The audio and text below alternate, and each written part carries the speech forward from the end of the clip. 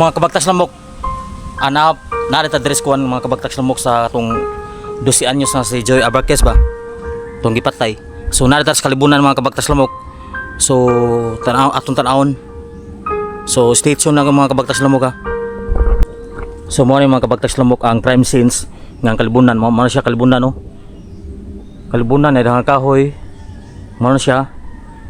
So mo siya diri bo. Napasay baho mga kabagtas lamok. So gibutangan na kandila na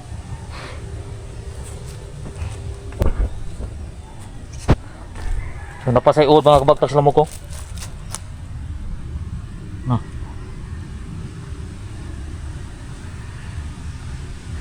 napay daw mga uod na diri to